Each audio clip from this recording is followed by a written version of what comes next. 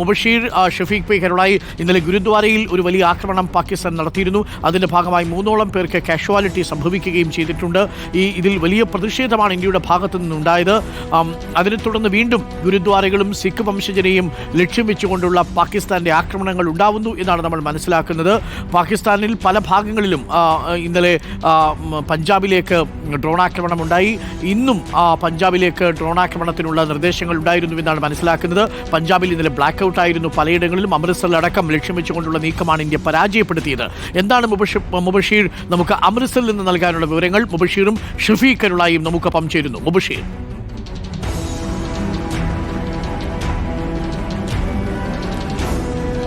അരുൺകുമാർ, പഞ്ചാബിൽ നിലവിൽ ഗുർദാസ്പൂരിലും അമൃത്സറിലുമായിരുന്നു കഴിഞ്ഞ ദിവസം രാത്രി ബ്ലാക്ക് ഔട്ട് പ്രഖ്യാപിച്ചിരുന്നത്. രാത്രി 9 മണി മുതൽ ഇന്ന് പുലർച്ചെ 5 മണി വരെയായിരുന്നു ബ്ലാക്ക് ഔട്ട് പ്രഖ്യാപിച്ചിരുന്നത്. പ്രത്യേക നിർദ്ദേശങ്ങളുണ്ടായിരുന്നു. വീട്ടിൽ നിന്നും ആ ഒരു സമയത്ത് പുറത്തിറങ്ങരുത്, ലൈറ്റുകളൊന്നും തന്നെ പ്രകാശിപ്പിക്കരുത്, തുറന്ന സ്ഥലങ്ങളിൽ, അതായത് തുറസായ സ്ഥലങ്ങളിൽ, ജനലൊക്കെ തന്നെയുള്ള ഇടങ്ങളിലൊന്നും തന്നെ വന്നു നിൽക്കരുതെന്ന നിർദ്ദേശങ്ങളൊക്കെ തന്നെ നൽകിയിരുന്നു. ഇപ്പോൾ പഞ്ചാബ് സംസ്ഥാനത്ത് തന്നെ മൊത്തമായിട്ട് വിദ്യാഭ്യാസ സ്ഥാപനങ്ങൾക്ക് 3 ദിവസത്തേക്ക് അവധി പ്രഖ്യാപിച്ചിരിക്കുകയാണ്. ഇപ്പോൾ തൊട്ടപ്പുറത്തെ മേഖലകളിലൊക്കെ തന്നെ നമുക്ക് കാണാൻ സാധിക്കും പൂർണ്ണമായിട്ട് വിദ്യാഭ്യാസ സ്ഥാപനങ്ങൾ അടഞ്ഞുകിടക്കുന്നൊരു സാഹചര്യമുണ്ട്.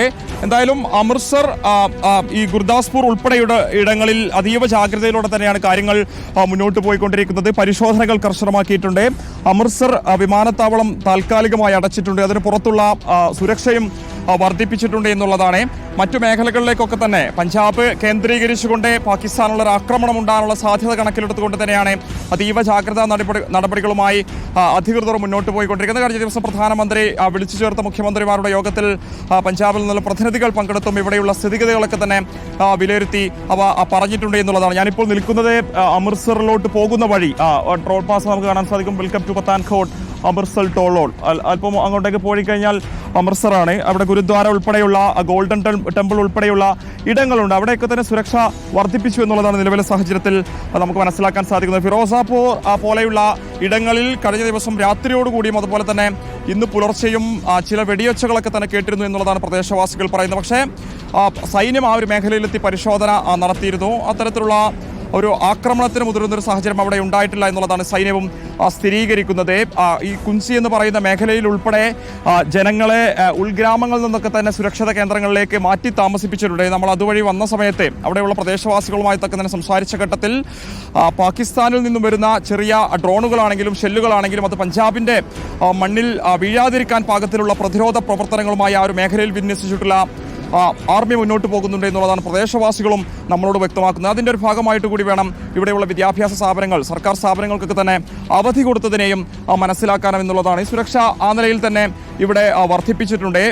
അമൃത്സർ വളരെ പ്രധാനപ്പെട്ട ഇടമാണ്. സാധാരണഗതിയിൽ ഈ പാകിസ്ഥാന്റെ ഭാഗത്തുനിന്നും ആക്രമണം ഉണ്ടാകാൻ സാധ്യതയുള്ള മിക്ക സമയങ്ങളും സാധ്യതയുള്ളൊരു ഇടം കൂടിയാണ് അമൃത്സർ ഉള്ളത്. നമുക്കറിയാം, നേരത്തെ വാഗാ ബോർഡർ കേന്ദ്രീകരിച്ചാണെങ്കിലും തൊട്ടപ്പുറത്ത് ഗോൾഡൻ ടെമ്പിളൊക്കെ തന്നെ നിലനിൽക്കുന്ന മേഖലയിലും നമ്മളത് മുൻപ് കണ്ടിട്ടുണ്ട് എന്നുള്ളതാണ്. അതുകൊണ്ട് കൂടിയാണ് ആ മേഖലയിൽ കൂടുതൽ സുരക്ഷ വർദ്ധിപ്പിച്ചിട്ടുള്ളത് എന്നുള്ളതാണ്.